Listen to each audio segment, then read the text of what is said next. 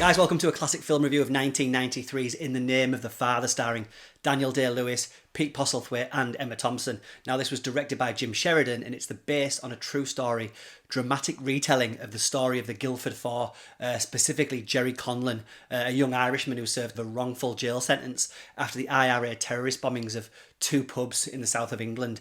Now, it features a standout, top-tier Daniel Day-Lewis performance as Conlon, excellent period detail, and despite some uneven storytelling and the fact that it's clearly partisan, it remains one of the most gripping and well-acted dramas of the 90s. Let's take a look.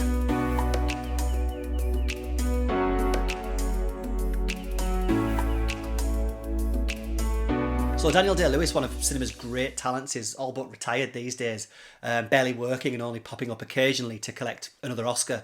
But there was a time in the late 80s and early 90s when he was quite prolific, and in the space of 4 years starred in My Left Foot, The Last of the Mohicans, and in 1993 appeared in both The Age of Innocence and this film, In the Name of the Father. Now, this is based on a true story account of Gerry Conlon, a bit of a down and out and guy who would steal roofing from buildings with his mates, something that would get him mistaken for an IRA sniper by British soldiers. And this in turn would get him into bother with the organisation, prompting his father, Giuseppe Conlon, played by an excellent Pete Postlethwaite, to send him to live in London. Give you a break? What's she saying about us? What are we supposed to have done? This is what I'm going to give you. Now get your trousers down. You just ran into a house where we had all that gear and we've almost lost it. What was I supposed to know? I was just trying to get away from the press. Because you were stealing lead again, weren't you? It was here that, along with 3 others he was living with, that he would be arrested for the Guildford pub bombings, which occurred on the 5th of October 1974. Having nothing to do with the bombings, he was tortured by the British police to the point that he signed a forced confession and was sentenced to life in prison alongside his father. Get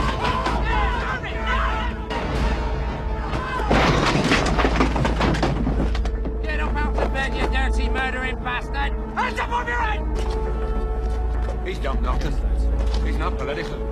So this movie was based on Gerry Conlon's book Proved Innocent, which was released in 1990, a year after Conlon and co were exonerated after serving 15 years of their sentences. Now, In the Name of the Father was directed by Jim Sheridan, an Irishman born in Dublin, and he co-wrote the film with Terry George, another Irishman from Belfast. And in adapting Conlon's book, there's of course a huge partisan slant towards what we see here.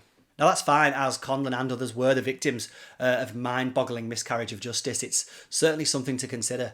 Also, it's important to remember that the film came under great controversy for its inaccuracies, and I'm sure that if you wanted to pull the film apart based on the actual events of the time or the events described in the book, then there'd be plenty of ammunition.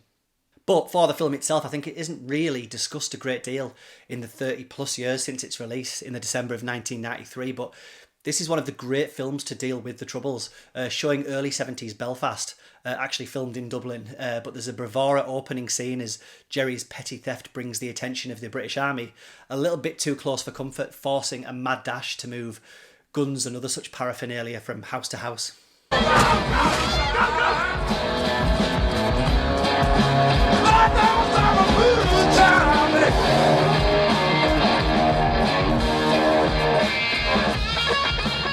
Now, soon the film and Gerry move to London, and he thinks he's off the leash and set to be young and carefree, and he hooks up with some grubby hippies squatting in an old house, but his freedom is cut short when 2 6-pound gelignite bombs are detonated at 2 pubs in Guildford in Surrey, an attack that wounded 65 people and killed 4 soldiers and 1 civilian. And it's from here that In the Name of the Father becomes a prison movie. We get some top-tier acting from Day-Lewis as he struggles to come to terms with a jail sentence that's been thrust upon him after a gruelling interrogation scene that pushed him and his friends to the edge of sanity. Now, although much is rightly made of Day-Lewis here, Pete Postlethwaite is equal to the task in possibly a career best performance as Gerry's father, Giuseppe Conlon, whose health rapidly deteriorates behind bars. I'm sorry for your trouble. Oh, don't be sorry for us. You just be sorry for the people you killed. It was a military target, a soldier's pub. They were innocent people. Now, I'd kind of forgotten Emma Thompson was in this as Conlon's attorney, who goes on a crusade to unveil the truth. And if you're not familiar with the film or the events, I'll not elaborate much more, but her character, listening to tape recordings Conlon made in prison, allows the film a voiceover device that keeps us up to speed in the first half of the film. Thompson was Oscar nominated here, which in my humble opinion is just a tiny bit generous. So director Jim Sheridan knew this was ultimately a story of a father and a son. I don't think the pair were ever actually sharing a jail cell or even a prison, but it makes great cinema, and to have them finally finding common ground and eventually bonding whilst being surrounded by hell on earth. Imagine though having a great script and just putting Day-Lewis and Postlethwaite together in front of the camera and letting them cook. Now, as much as I admire his performance in Philadelphia, as far as I'm concerned, Tom Hanks has an Oscar statue belonging to Daniel Day-Lewis. Don't get me started on Tommy Lee Jones winning for The Fugitive over Pete Postlethwaite here either. There were in fact no Oscar wins for In the Name of the Father, but that's because Schindler's List just laid waste to the competition that year. So In the Name of the Father's director Jim Sheridan was a distinguished theatre director between the 60s and the late 80s when he made My Left Foot. He only made a handful of good films, I feel, including the very underrated The Boxer in 1997 with Day-Lewis again, and a great Emily Watson. That's another one that's underrated and very much worth seeking out. Now, this is some of his finest work for me personally, although I'm less impressed with some of the courtroom scenes that he shoots here. They have that kind of cliched TV movie feeling to them, all snarling judges and pantomime villain prosecutors. And that's a point to highlight overall, I think. I'm not sure there's a single good cop or half-decent English person on screen, with the admitted exception of Emma Thompson's legal crusader.